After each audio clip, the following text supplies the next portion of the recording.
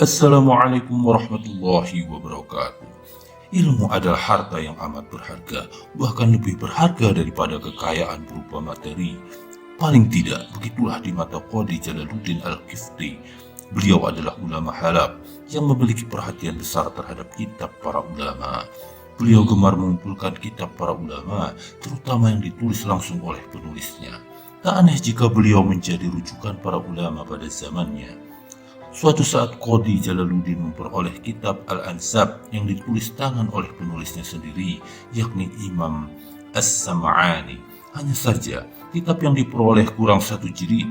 Qadhi Jalaluddin terus berusaha mencari naskah yang satu jilid itu, namun gagal. Setelah beberapa hari Qadhi Jalaluddin mulai berputus asa, namun tak lama ada beberapa sahabat beliau menemukan lembaran kertas di pasar peci kota Halab yang sama dengan naskah yang dimiliki Qadhi Jalaluddin. Mereka menyampaikan informasi itu kepada Qadhi Jalaluddin. Qadhi Jalaluddin pun mendatangi pasar itu. Ia menemui pembuat peci untuk bertanya mengenai kertas-kertas itu yang ternyata merupakan bagian dari kitab As-Sam'ani yang ia cari-cari itu. Pembuat peci itu berkata, "Saya membeli ini bersama kertas-kertas lainnya, lalu saya jadikan lapisan peci." Mendengar jawaban pembuat peci itu, Qadhi Jalaluddin merasa sangat bersedih.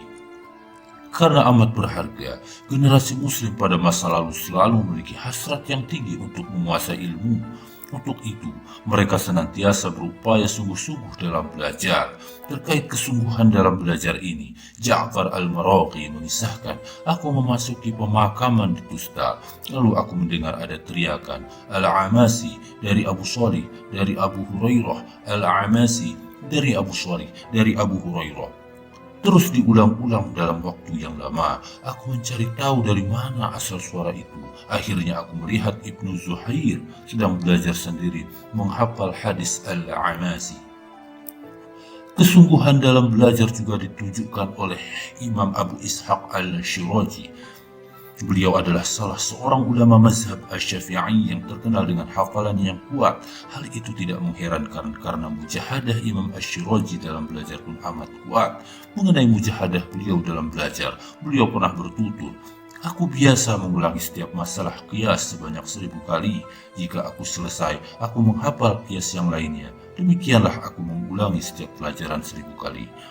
Selain membuat seorang menjadi faqih, ilmu sejatinya melahirkan akhlak mulia. Para ulama terdahulu benar-benar telah membuktikan keduanya, faqih sekaligus berakhlak mulia.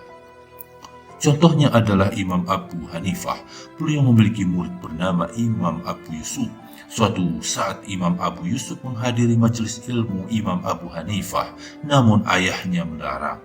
"Engkau tidak usah pergi kepada Abu Hanifah, ia bukan orang kaya, sedangkan engkau membutuhkan bekal harta."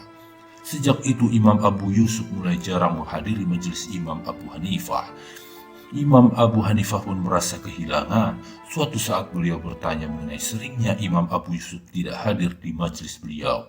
Imam Abu Yusuf menjawab, "Saya sibuk bekerja dan menaati apa yang dikatakan ayah saya."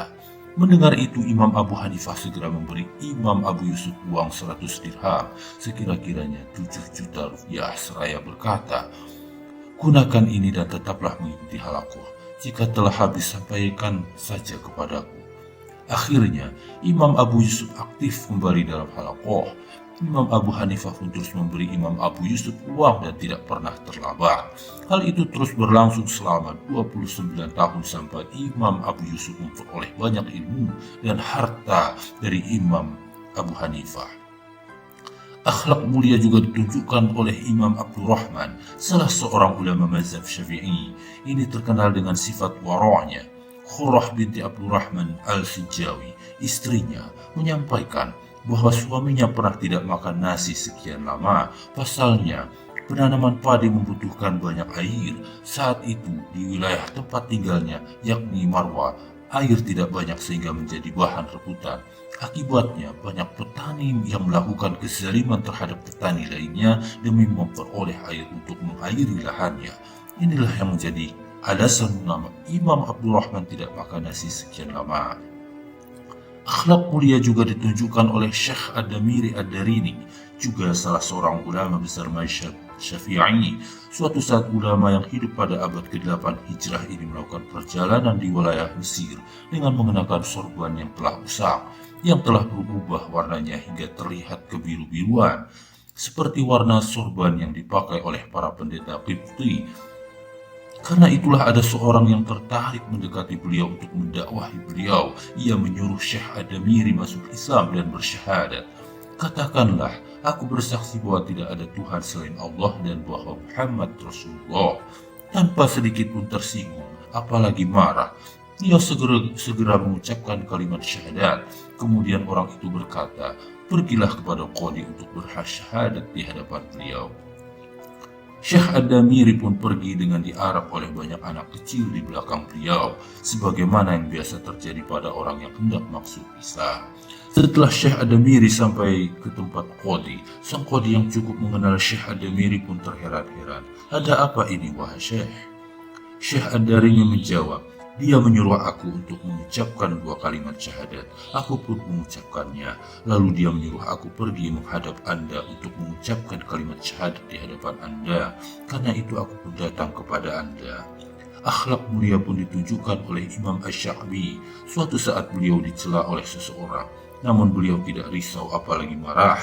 Beliau hanya menanggapi si pencela dengan berkata, jika aku seperti yang engkau katakan, semoga Allah mengampuni aku. Namun jika aku tidak seperti yang engkau katakan, semoga Allah mengampuni engkau. Wa ma taufiqi illa billah. Assalamualaikum warahmatullahi wabarakatuh.